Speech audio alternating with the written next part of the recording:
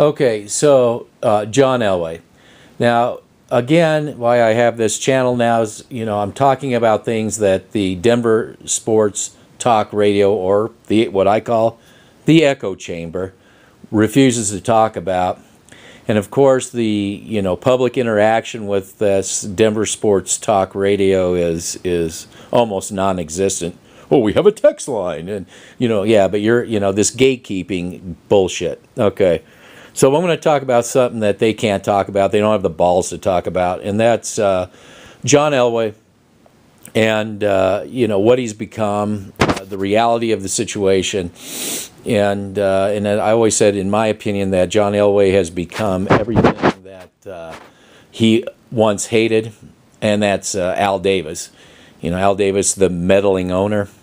Well, he's definitely a meddling VP.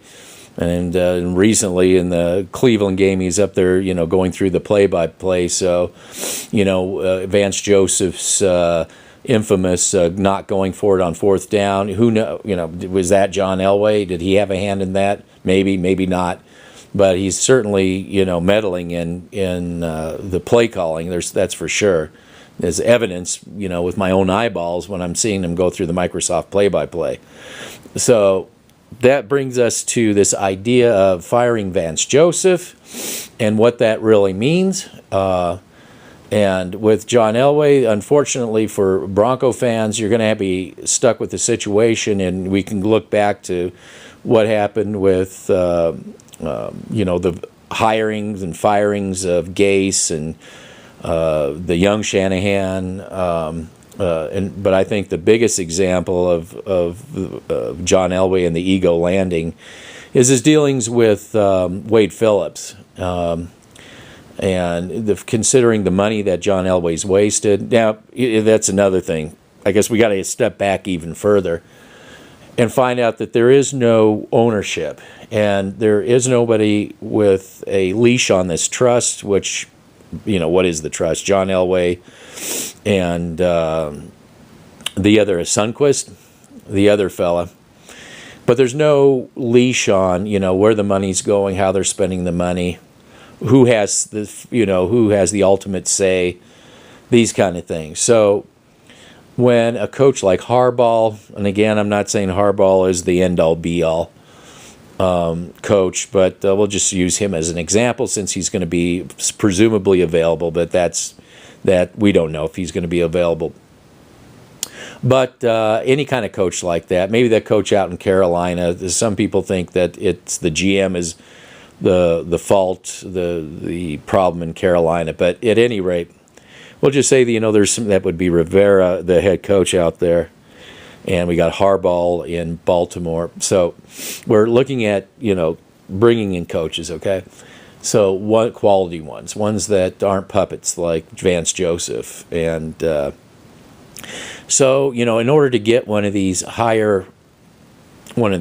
coaches that, they have a way of doing things, that's just it too. When you bring somebody in, you have to have an identity about what it is you're doing, because it's not just about bringing in coaches. It's about the scouting department. You've got to have a system in place that, you can build around. And I think that John Elway, there is really no system in place. And matter of fact, I was just listening to someone on the outside talking about what they see with Vance Joseph and what's going on in Denver is that, we're trying this. So we're trying this out now. Now we're going to abandon that, try this out, excuse me, there's no direction, there's no foundation, really. It's just kind of like throwing shit on the wall and see what sticks. So you can't build a team around that. So we don't, are they going to have be successful in the draft next year? Well, that's, we'll see. Their track record isn't so good. So, you're with all this, you're trying to bring somebody in, and if you're bringing anybody in that's worth their salt, they're going to say, well, I don't want John Elway meddling in my coaching and then be held responsible, and then, I've got a certain system in place. I don't want John Elway meddling with that system, why we're trying to get this together. This may include player personnel too. So again, John Elway is a big obstacle to what's going on, and so is the lack of ownership of what's going on. And the Sports Talk Radio will not address this. And it's the 10,000 pound elephant in the room. So it's going to get very interesting, and where they decide to go. And the fact is, you can't really blame Vance Joseph for he was a puppet. He didn't want somebody like Wade Phillips just even being a defensive coordinator and having his own say and even paying him. And the money that John Elway has squandered, was Middleek Watson's salary was it $6 million? I had to look into it, but it was in the millions that they just wasted.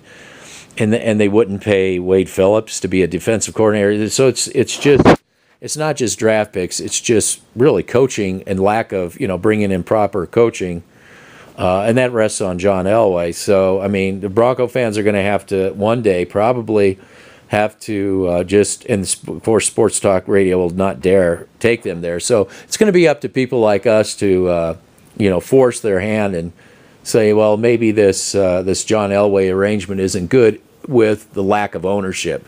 Maybe it would be different if there was ownership, that there would be a leash on John Elway as far as the budget goes, wasting money like he had been doing, giving the coaches a little bit more space, keeping him out of their hair.